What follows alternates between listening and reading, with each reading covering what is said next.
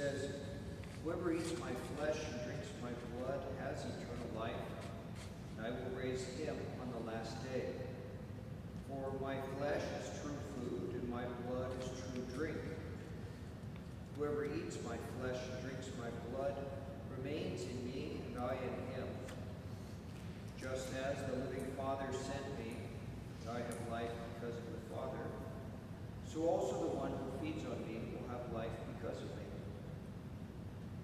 This is the bread that came down from heaven. Like your ancestors who ate and still die, whoever eats this bread will live forever." Let us pray. Lord Jesus Christ, you bless us with the gift of the Eucharist, so that you might be close to us, near us, in our lives, in every situation of where we are in our life, in the world. We would know that you walk with us and accompany us.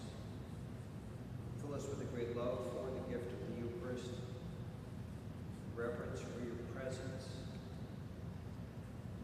And bless those who bring Holy Communion to the Homebound, through their work, through their efforts.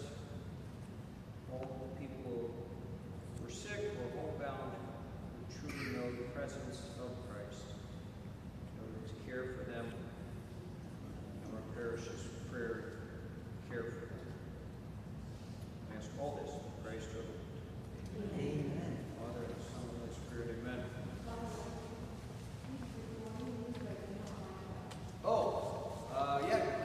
You bring me a microphone. Never do anything unless it's recorded. Creative content. So thank you everybody for being here. It looks like we're about half and half. Those who claim, I don't know how we want to say it now. Those who traditionally identify as Star of the Sea, and those who traditionally identify as we're blurring those lines very quickly. So thank you very much. In fact, that will bring up one of our points, is that you'll all be able to, by the time we're done, be comfortable just using Star of the Sea or Holy Trinity, whichever one works for you. Sorry, I should do that whole process. Yes, we'll all be Bremerton Catholic. Let me get this microphone because I thought they were bringing me one.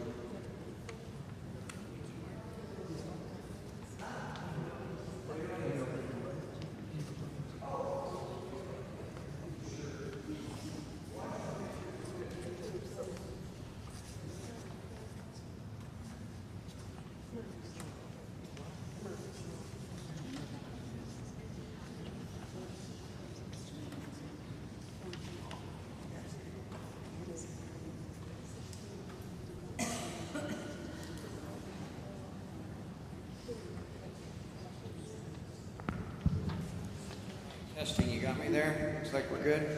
All right.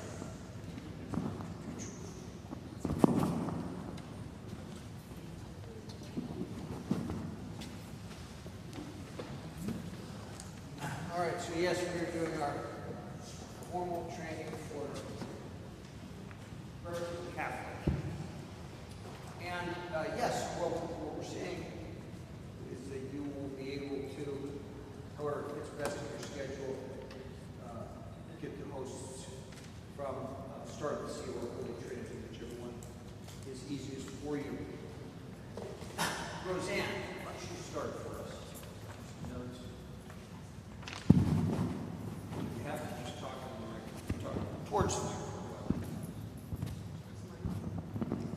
Okay.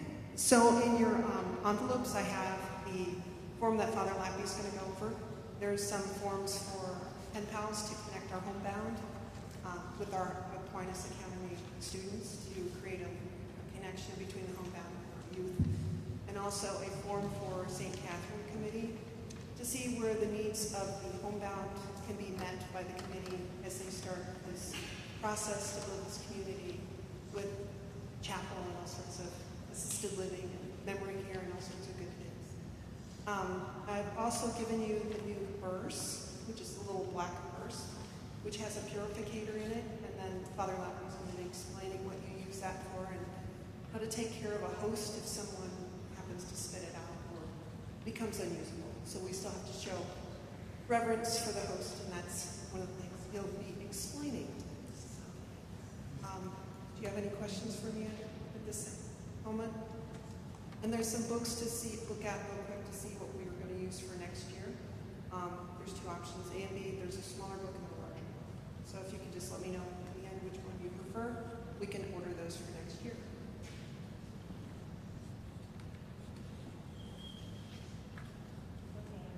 Yes. You wanted to explain fully what they were. Take your time to explain what they are, please.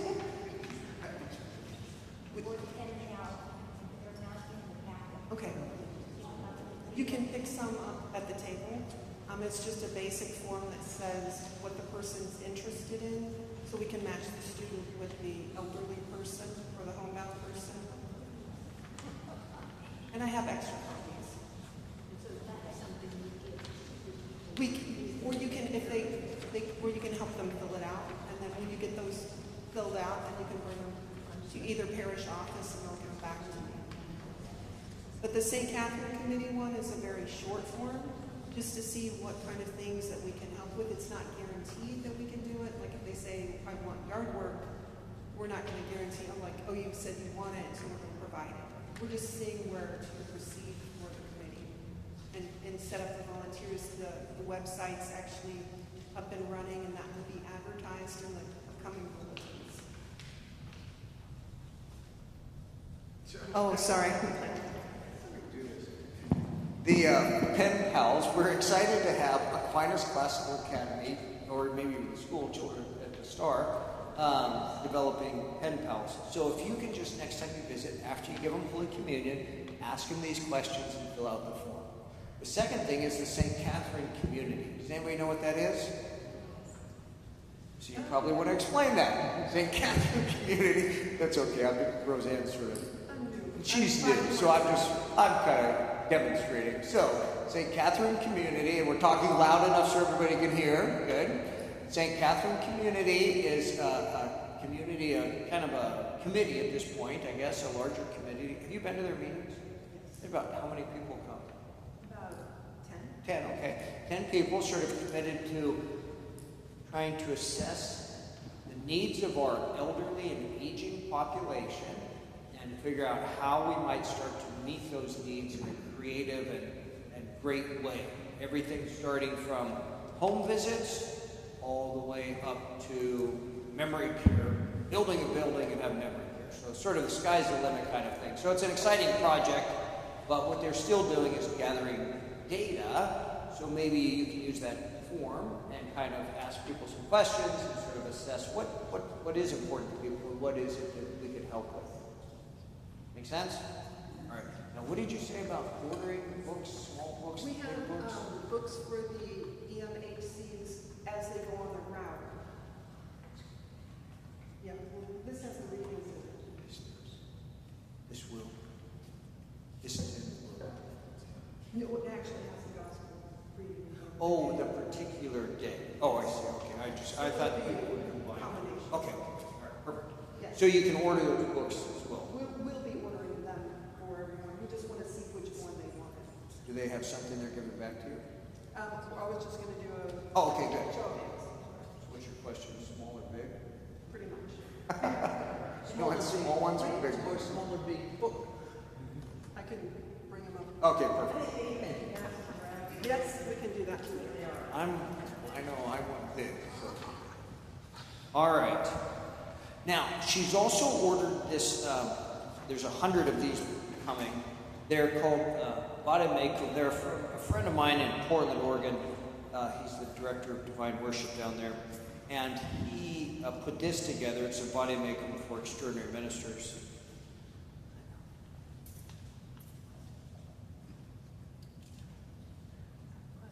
We'll talk about it. I'm not a huge fan of needing to do those. Okay. How many of you have Magnificats? Magnificats? Or a little word among us? Yeah, see, I think between this and the Magnificat, they're going to have their readings just fine. Or they can steal one of our breaking breads. and I'll have the readings. Yes? Yes? So that little brochure that we have received in the past.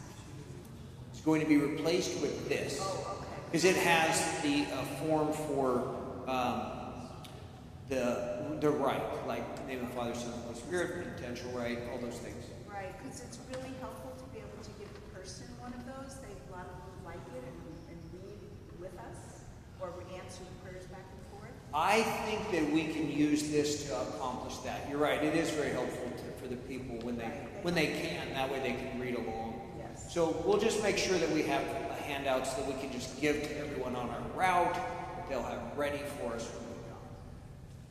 Yeah, that's good. All right, so we're going to be handing out these when they come in the next couple of weeks. They'll be available probably where, we'll announce it at the sacristies. Yeah, we'll probably put them in the sacristies. In here is kind of an explanation for extraordinary ministers of Holy Communion in general at Mass, and then also for the homebound, and then there's a rite for this. What you have here is an excerpt of this thing, and we're going to just go through this for our policies for communion to the homebound. Oh, by the way, vademecum is a great word. Vademecum is, it's kind of like viaticum, actually.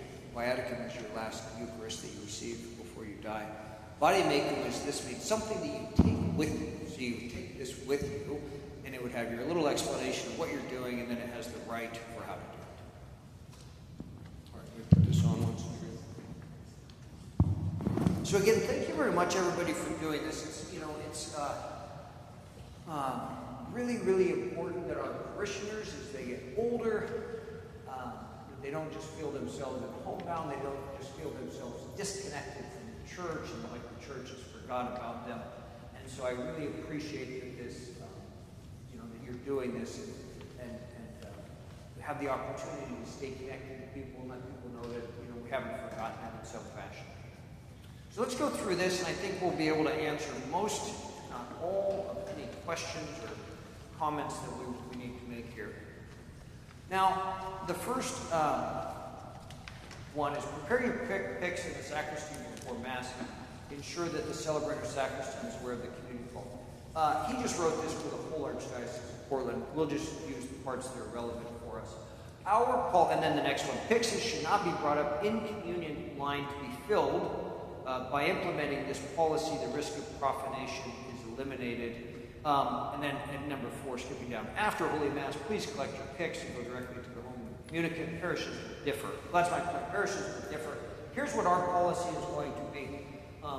At the end of Mass, just come up and find the sacristan in the sacristy, or at Star of the Sea, or in the sacristy, and they will give you the tabernacle key, will go with you, and help you to get your hosts to take them with you. Yeah. Yes?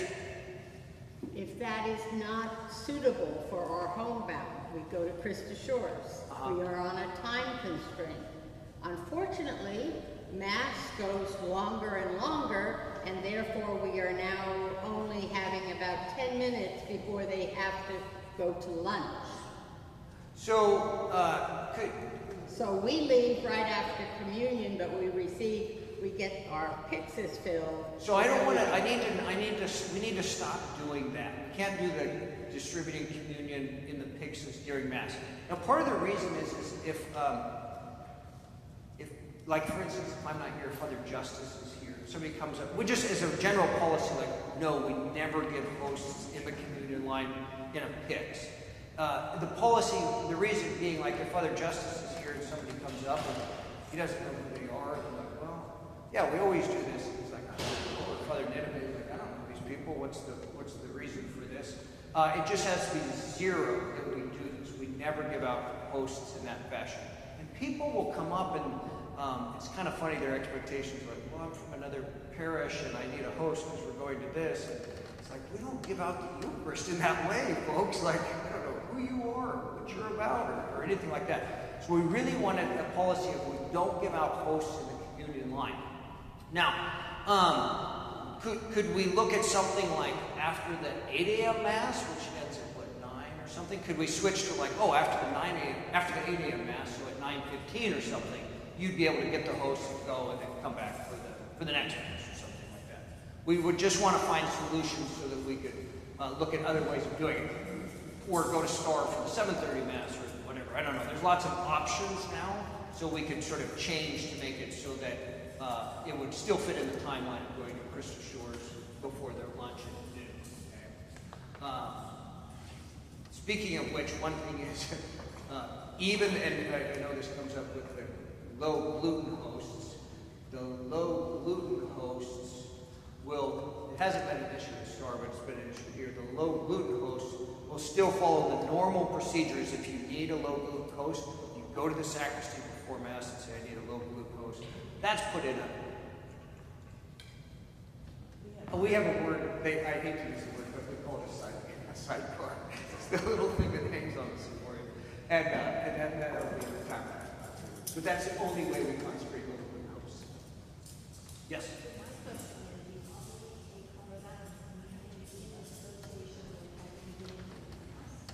Well, let's keep going, and I bet you will answer those questions. Yes? I have a question.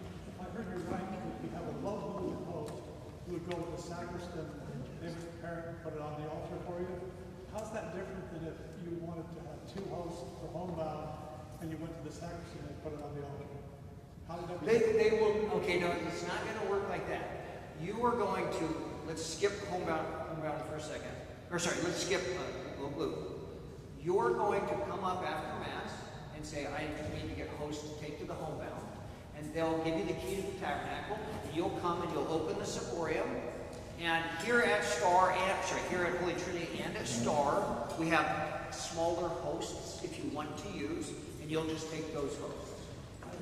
So they're not preparing anything before Mass. Okay.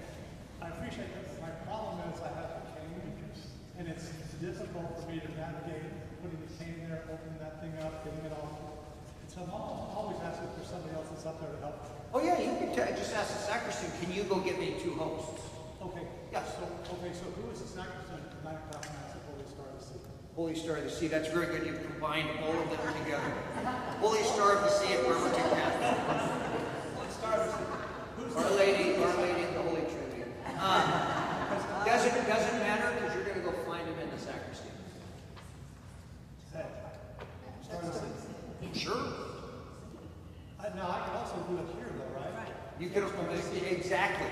You'll be able to go to both churches. You know, you probably, again, you're sort of new. Like, say you come to a Star, you're like, oh, we're from Holy Trinity. We did the training in front of Lappy. He said you just come up here, and everybody will be like, all right, that's good. Okay. So you don't really need to know who it is. It's just whoever's in the room. I'm sorry? You don't need to know who it is. Sorry, I need to talk slower because I know it's so echoey in here. You don't need to know who the sacristan is. It is just that you will go in there and whoever it is, they will help you to get hosts. So just for clarification, we are not to go to the tabernacle anymore. No, you will still be able to just go to the tabernacle. You can go into the sacristy and say, I need to get to the host, and they'll say, oh, the key's in the tabernacle already, or here's the key.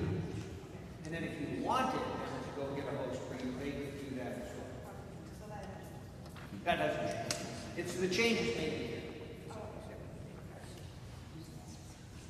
Sorry, Kathy, what was your question again exactly?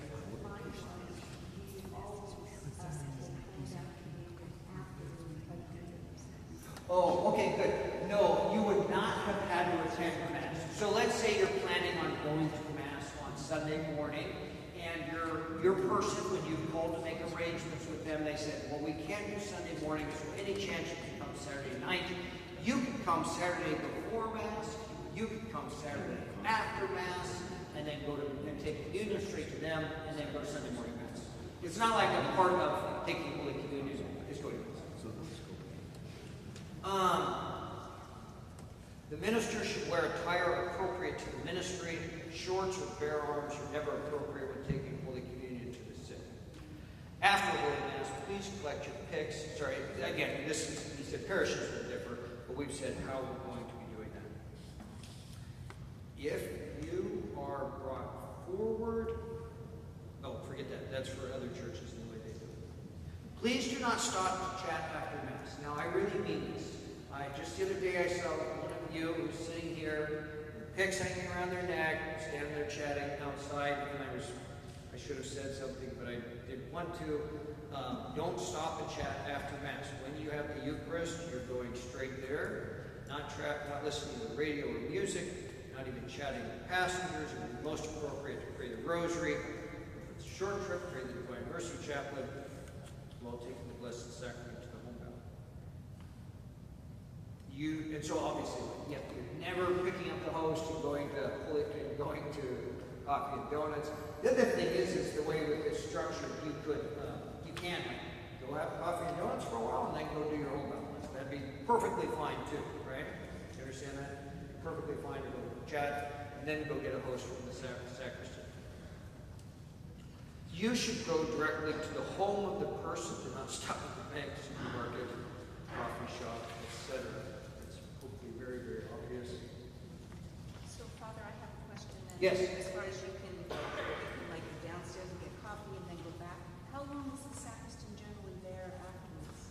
Well, with this schedule, one sacristan's leaving and a new one's coming. Okay. Because it's pretty tighter schedule. And what about after like the last Mass? Last Mass, you probably would not be able to do that so much.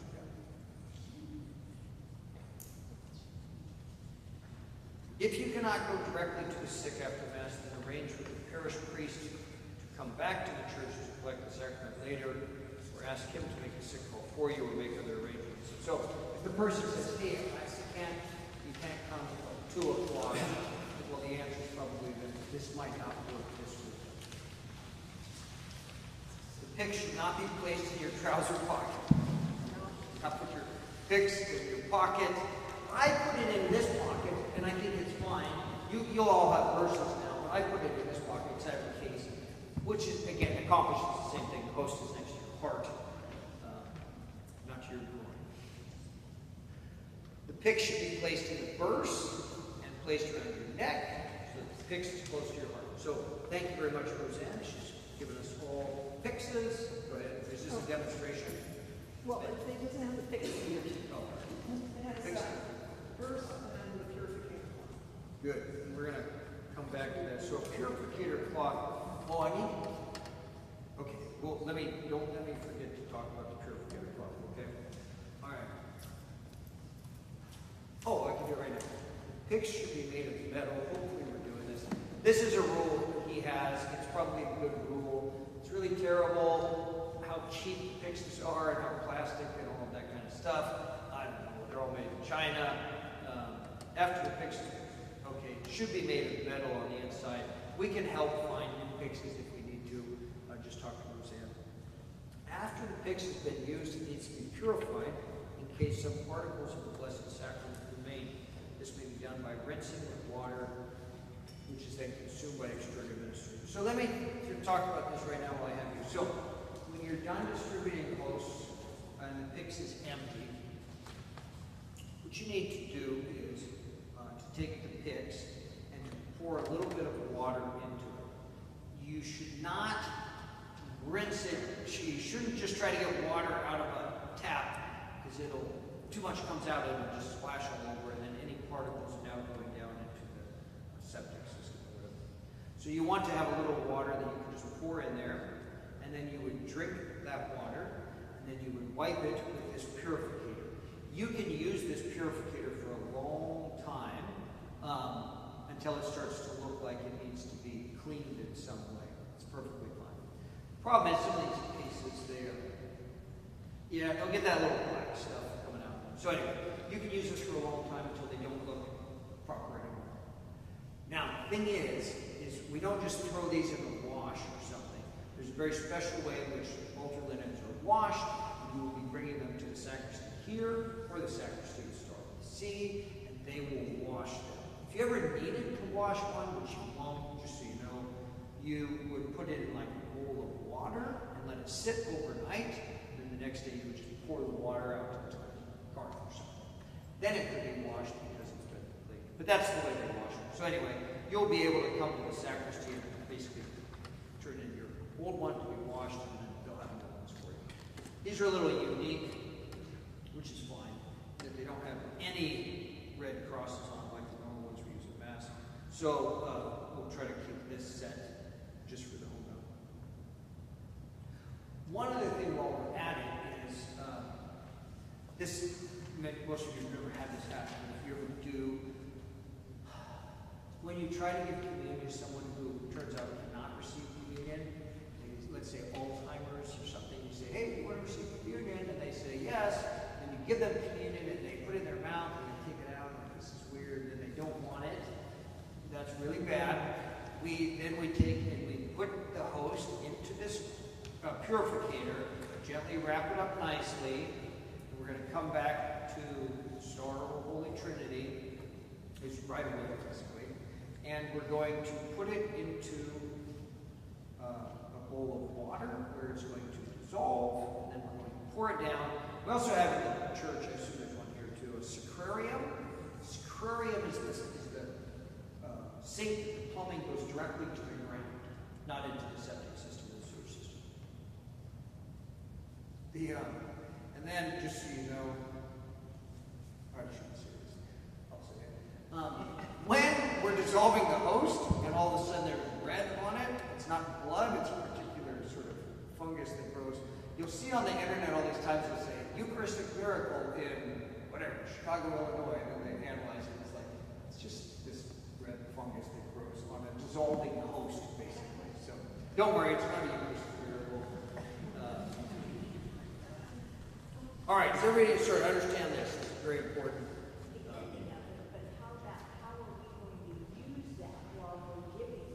You're not really going to use it, to the truth. You can, what I would do is, in best case scenarios, when you come to a person's house, and this doesn't happen very often now, but it'd be nice if you did, is they have a table set out for you, a cross, maybe a candle or something.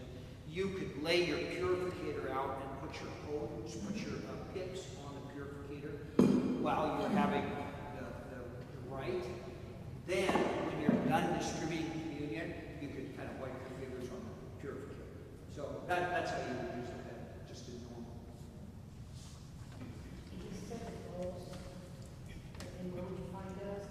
In the sacristy should help. We don't really have, it's not like a common thing, so it's just, we find a whole work. Father, are we not using the ablution cup any longer? Where do you have ablution? What do you mean? The ablution cup that's in the sacristies, it's still there? Or the one that's up near the altar? You should. So when you get your hosts out of the tabernacle, put them in your little picks, you should then use the ablution cup and rinse your fingers and wipe them. And there's one at Star as well. The one at the church, or sorry, the sacristy, I don't know that you need one in the sacristy. There's usually one in the sacristy in case someone drops a host during Mass and they don't want to Yeah, that's for the dissolving thing. Yeah. But that's sort of only when it's necessary. Okay. Yeah, so when you get your hosts out of the tabernacle, you'll take the host, put them in your picks, put it in your purse, and you'll then rinse your fingers so that if any fragments cling to your finger. Oh, it's literally right next to you.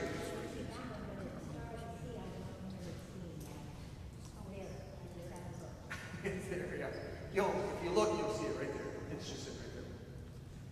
So, we purify the picks when we're done by, again, trying to pour water rather than just use a tap. The extraordinary minister must use the rite approved by the U.S. bishops, which is contained in that booklet, and we have this booklet we'll be giving you the body making.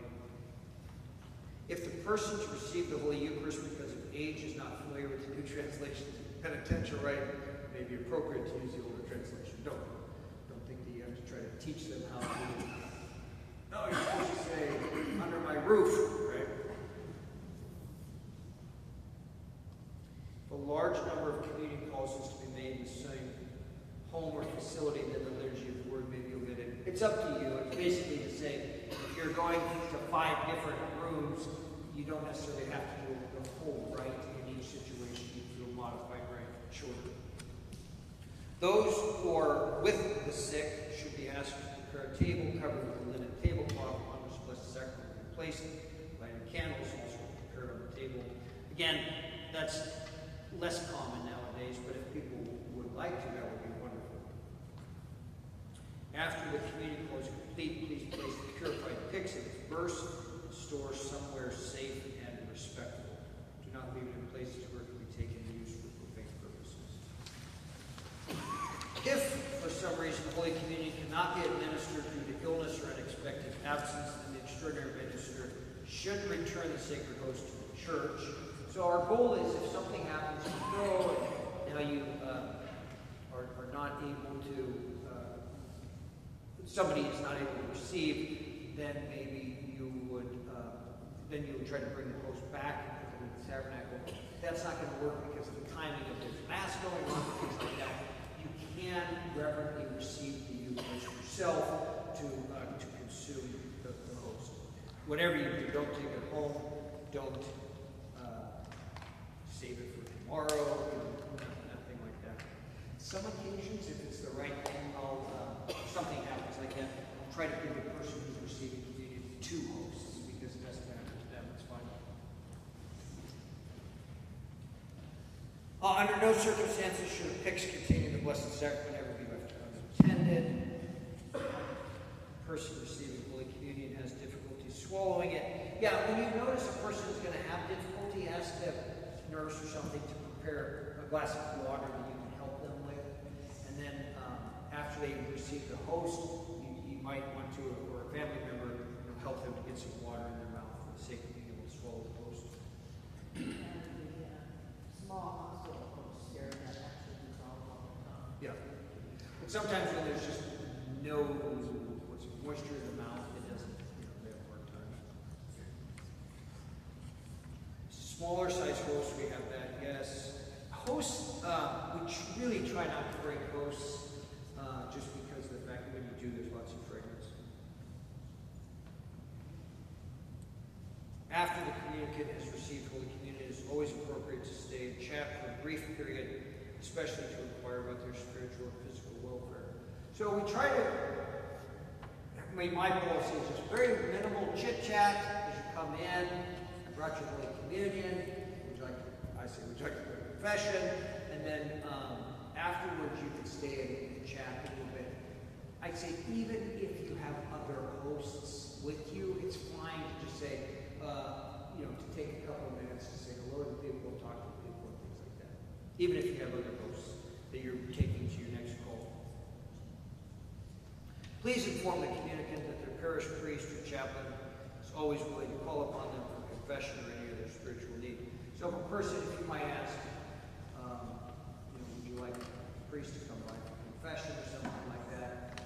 Frankly, I mean, to be honest, we're sorry, but we're just past the point of a priest coming to visit and sit down and chit chat and see how you're doing, folks.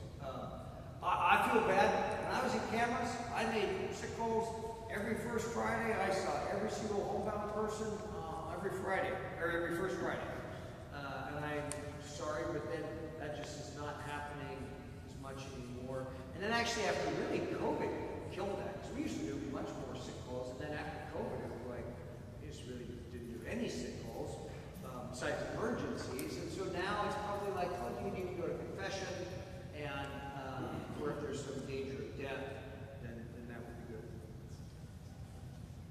Now, sorry, just so you know, like if you tell me like, hey, Father, let's Mary, she's really sick, she's dying, we need to go see her.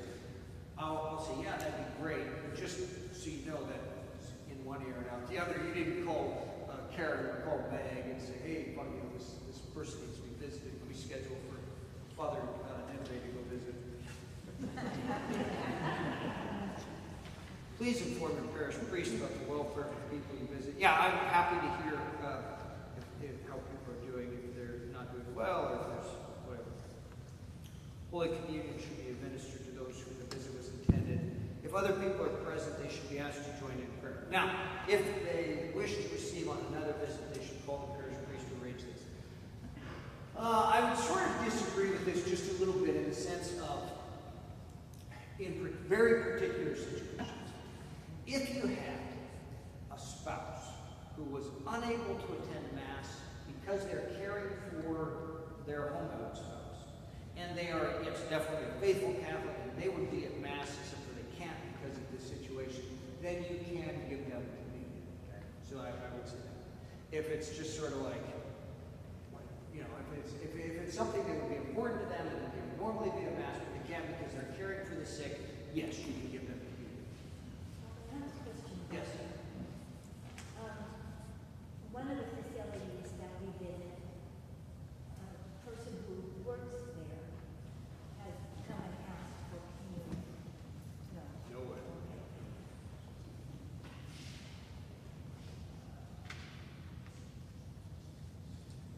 The United States is restricted. All right.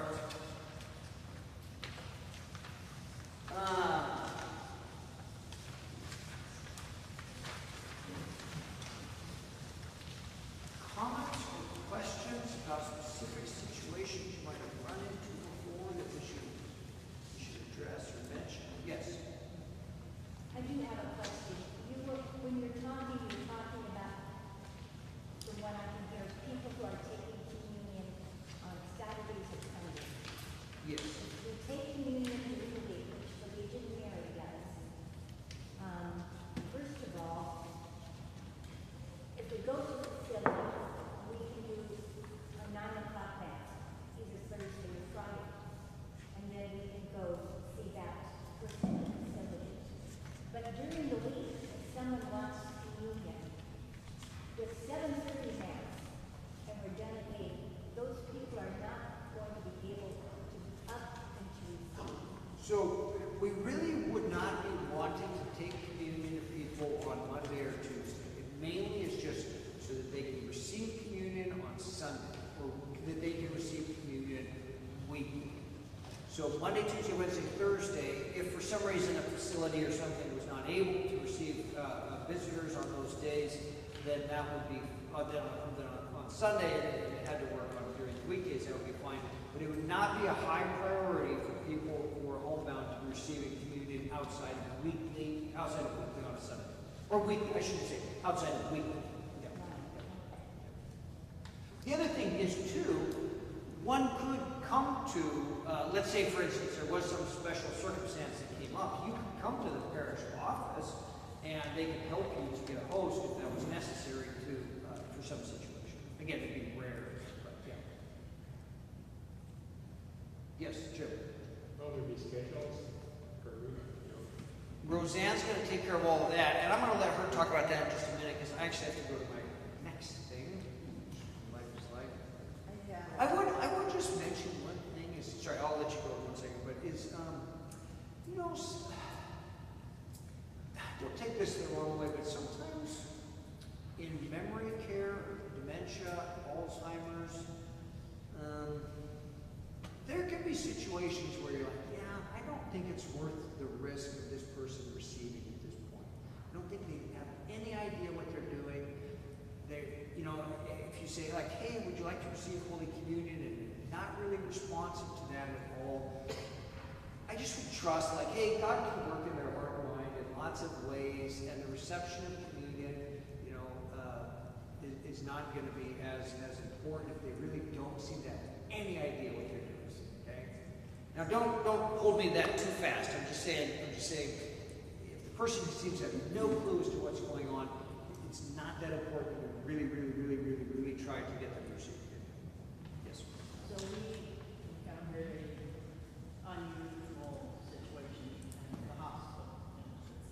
So we came into the room, we always say, we're from the local Catholic church, and they ask, we always say, Holy Trinity, and stars. Good. Anyhow, this guy says, yes, I'm Catholic, but I haven't really been going because they told me my mom was going to go to hell and things like that. That was actually me. And he's like, but I really would like to, you know, receive communion and be a part of your faith. And I said, well, what we think you should need to do is see if one of the priests can come in and say confession and meet with him.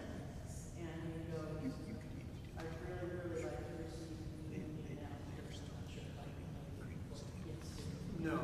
Yeah, you'd be like, I'll call the priest, he'll be here right now. Okay, so we ended up doing, we did give a community, we weren't sure, but we said we really need to talk, so we did that in confession. And then, the right, then we told the chaplain. Don't go through the chaplains at the hospital. Just call, and probably don't even call Holy Trinity, just call straight to STAR. Because they're sort of programmed to be like, how we're going to do this thing. You can call Karen too, it works for them, I guess.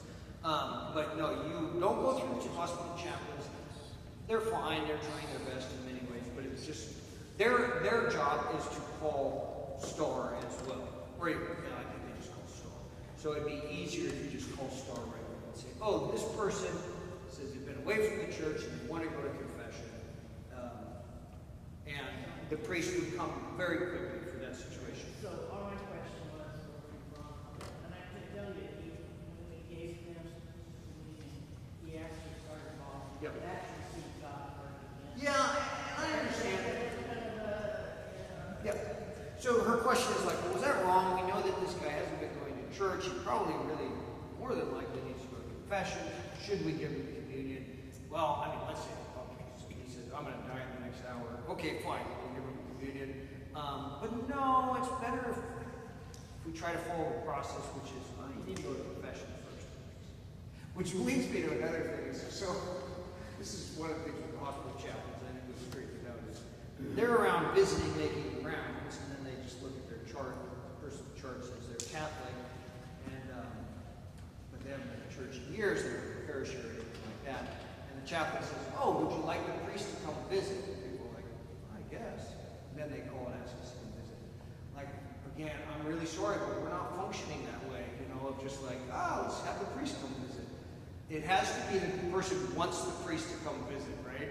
If in your situation, that's perfect. You'd say, oh, the priest will come visit. He can come and hear your confession, bring Holy Communion, and anoint you as well, right? So that would go along with that.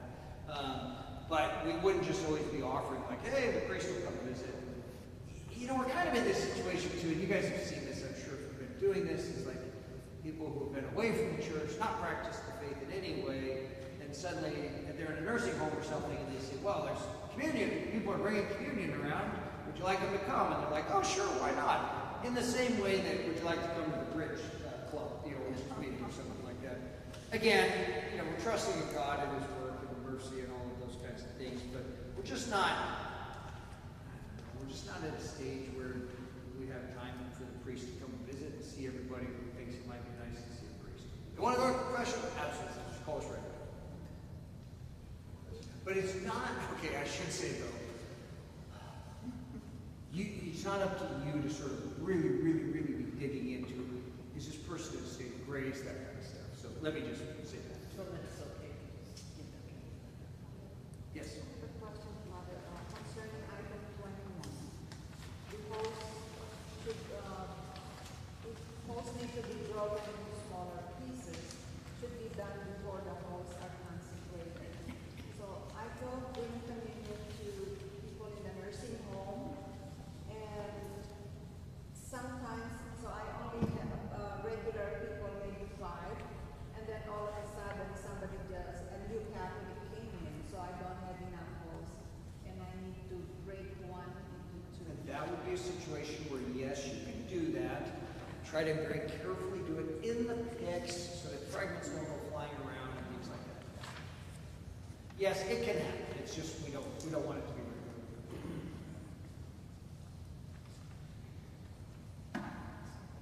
All right, thank you all very much. Roseanne, she's going to tell you all about our organizational process. Right? Yes. She's going to talk loud. It's actually slowly. And thank you very much. It is really wonderful having Roseanne doing this and getting this organized. We have, as most of you probably experienced, I know at least in STAR, maybe not really Trinity, really had a rough time since the pandemic, the shutdown, and kind of getting this all up and running again in a better way. So her work has been absolutely wonderful in making that happen. So thank you very much.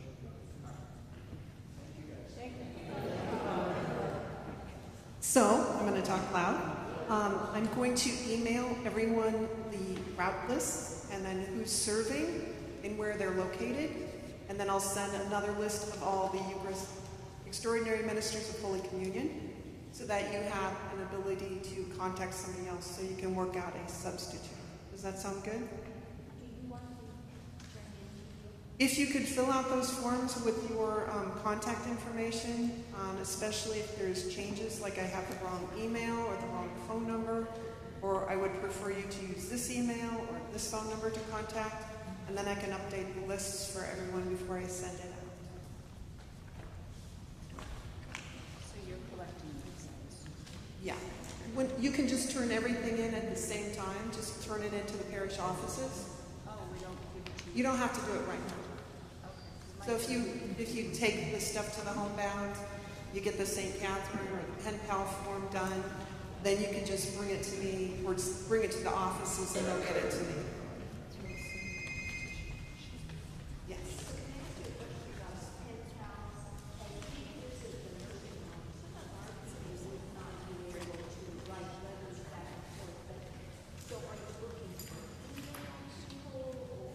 We're looking for handwritten letters. So if you have somebody in the nursing home who would definitely benefit from receiving some mail or some contact from the students, then go ahead and give them the form. And, right, if they don't have the ability to write and they're, in that situation, we're just trying to connect people who are feeling alone. Sometimes having a piece of mail come that's not a bill or a doctor's note or something, another scam, that they have something to look forward to in the mail. So that's just kind of like a little beam of hope.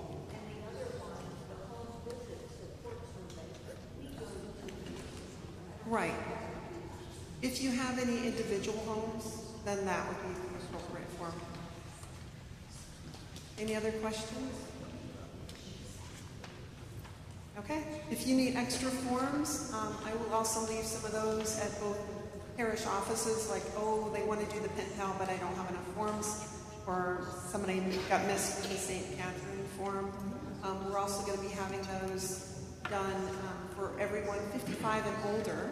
We have a different form that's going to be after Mass next week. So just a quick form about senior socials, just to see if one of the things that the St. Catherine Committee is looking at is transportation, especially between Star of the Sea and Holy Trinity for the senior social. Some people aren't going because they don't have a ride. The staff can't arrange that because there's a liability for the church. So what we're doing is having St. Catherine Committee step in to try to help with those issues. So that's part of this survey. Anybody else? Yes? I have a question. If you were taking communion to like a nursing home, and did Father say he wants to do that after Mass on Sundays or Saturday night, or can that be done during the week? It can be done during the week. It's just your schedule. So as long as they're receiving weekly, some people think that they can receive communion every day. That's just not going to happen. If they receive it once a week, either Sunday or Thursday or Wednesday, whatever the schedule works for the extraordinary minister. By the way, we're used to saying EM, but it's EMHC, Extraordinary Minister of Holy Communion, because fathers, the priests, and the deacons are the ministers of communion.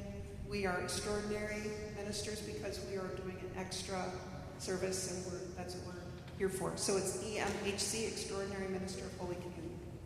Roseanne? Yes. I could have sworn, and maybe it's my hearing, that Father said to not do Monday, Tuesday, Wednesday, Thursday. Usually not Monday and Tuesday because the Mass is so early. You just don't want to just pop in and say, I'm picking up a host. But I could have sworn he said. He said weekly. Yeah, he changed it to weekly. As long as they're receiving it weekly, they're good. I misunderstood. Wednesday through Sunday, pretty much. And then also, if anybody's in the hospital on Friday, Wendy and Russell they're the first Friday, and then I will be working with the deacons for the second, third, and fourth Fridays, and then we can bring communion to the hospital parishioners. If you'd like to be part of that ministry, I can help you get trained or go through the process, because it does take a little bit of time. Yes? Will there be schedules? The schedules, on your forms it says I have new teams instead of routes. So I combined both the Star, the Sea, and Holy Trinity routes, so now you have teams. And then I'll send all that information as well. And that'll show where people are going, and then the schedule of when they're going to be there. So that will all be emailed to everyone. Does that answer that one? Okay.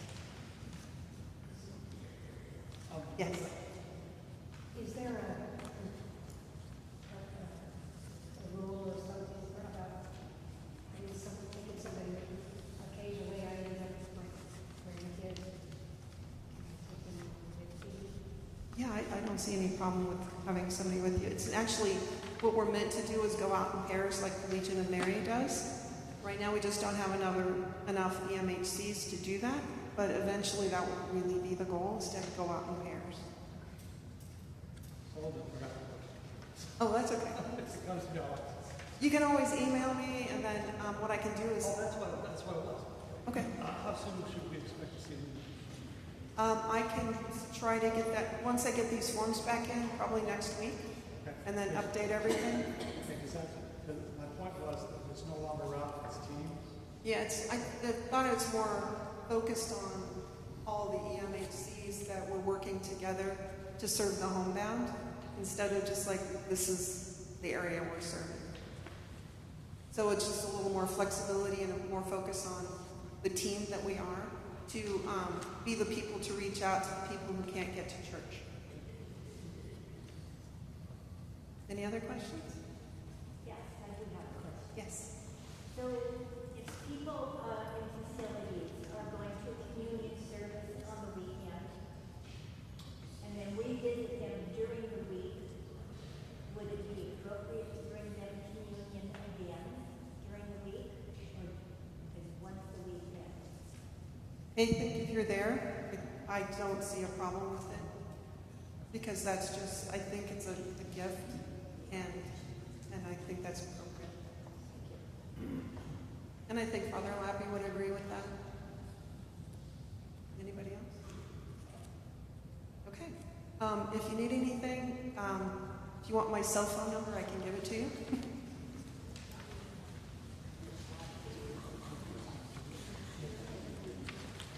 It's 360.